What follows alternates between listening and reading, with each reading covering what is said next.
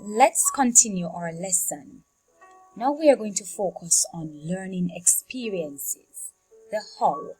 How do we get learners to learn the content or to achieve the objectives? So, we must be reminded that what is taught or the content and the learning experience or the method or strategies that we use, those two are inextricably linked. And so, one helps to determine the other. Now, what are learning experiences? And I want to put forth to you a definition that the Oxford Dictionary proposes, and it is that an experience is an event or occurrence which leaves an impression on someone.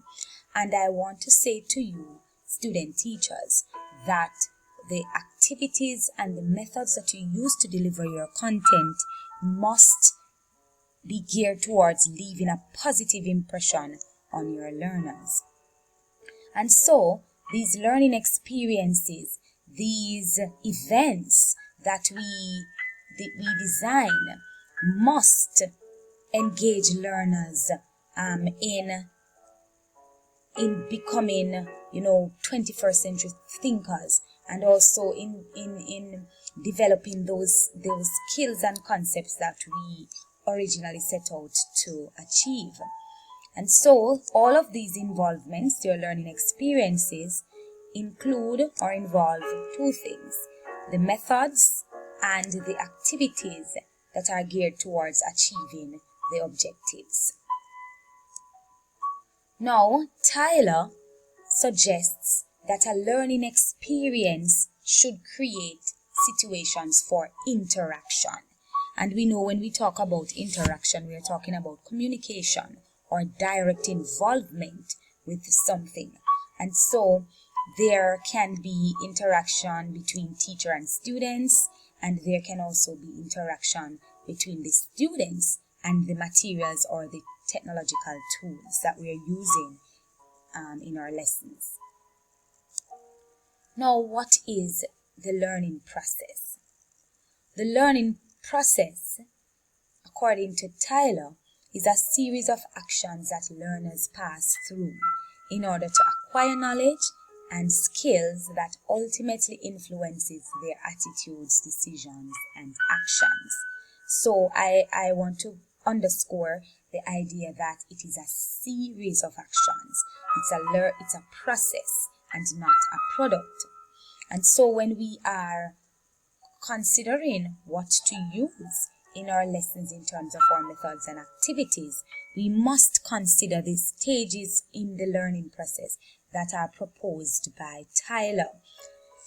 He suggests that your exercises or your activities must be motivating to the students. It must create interest and encourage them to make an effort to learn, because motivation is a natural part of the learning process. He also suggests that you need to make preparations for the clarification of objectives. Students need to get a notion of what it is that they are expected to learn. Engagement is important, and we spoke about what an experience is, and so students must be directly involved in their own learning, especially in our 21st century today. Of course, the experiences that you choose should have rewards or feedback and encouragement embedded in these interaction. And this is very important, Tyler suggests that sequential practice be deliberately thought of. Students need to practice the skills and concepts before they are able to transfer these skills or these learnings to new situation. And so the teacher should be there should provide these learning experiences where practice is given and they are able to now transfer their learning to new situations. So in summary, The stages in the learning process are motivation, clarification of objectives, engagement, reward, feedback and encouragement, sequential practice, and transfer of learning. And of course, there are others that we could mention, but these are important for us to note. So, what do we consider when we are selecting and organizing our teaching methods and our activities? Now, Tyler suggests that we consider first of all the nature of the subject matter to be taught.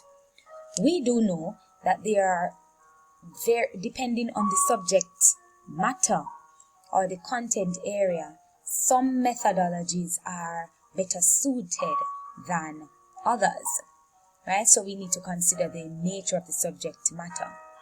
We also need to consider the objectives that we have written, or aims or goals or specific objectives, because the activities should be geared towards helping the students to achieve these learning objectives.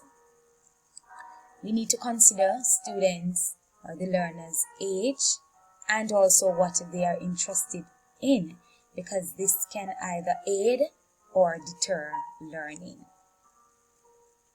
We must also consider the time that we have to spend on a particular lesson, and I think that is self-explanatory. We also have to think of the population of the class and also the environment.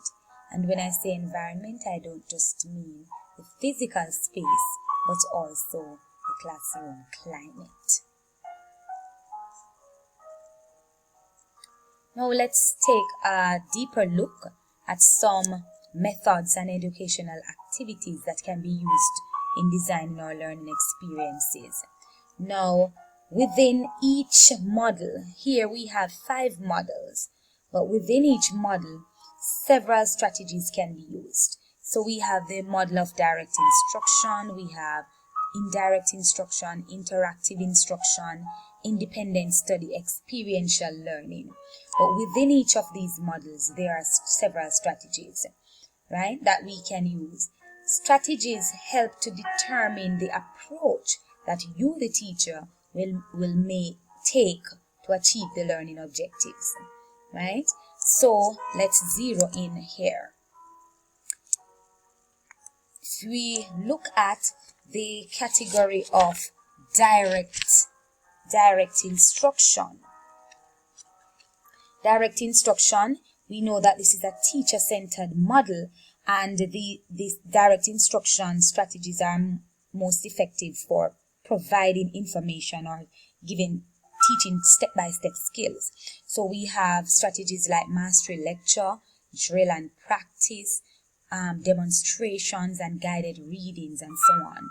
But we move to more learner-centered activities or strategies such as the interactive instruction. And when we know that these rely heavily on the discussion and the hands-on, the sharing of ideas among learners and teacher. And so we have strategies such as debates, role-playing, panels, discussion, as I said, problem solving, using cooperative learning groups. And remember that initially we said that these learning experiences must promote interaction. So this model is a very good one to consider. We can also look at independent study. An independent study fosters the development of individual students' initiative and develop their self-reliance and those student agency skills. So we have using the computer-assisted instruction, giving homework, using learning contracts, and so on. We also have experiential learning, where the more inductive approach is taken, where we move from the specific to general, and these are very learner-centered and activity-oriented strategies, where they focus on the process of learning, of learning rather than the product. So here we talk about taking learners out on field trips for them to learn by experience, simulations, and especially in COVID-19, we have a lot of virtual simulation sites that can be used in various subject areas, games, role-playing, model building, and so on. So these are just some strategies and models that can be considered when we are designing our learning experiences. So just to reiterate, what are some of the things that we consider when we are selecting and organizing our learning experiences? We think about, will the methods or activities allow for the objectives to be met? Is the expertise available to provide the experience that is necessary? Are the domains of learning catered to? And we know the 3 domains of learning are cognitive, psychomotor, and affective. We have to deliberately treat these, especially the affective domain. And are the experiences applicable to real life? So we know that it might be wise to choose activities that include the experiential learning and so on.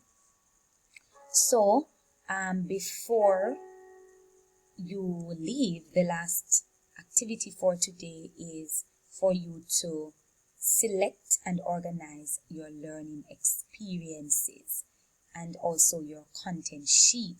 Now the instruction sheet is uploaded on the Moodle, so download it and work on that. It's a collaborative task. You may work with the group for assignment 1, or you may form different groups. Thank you for listening.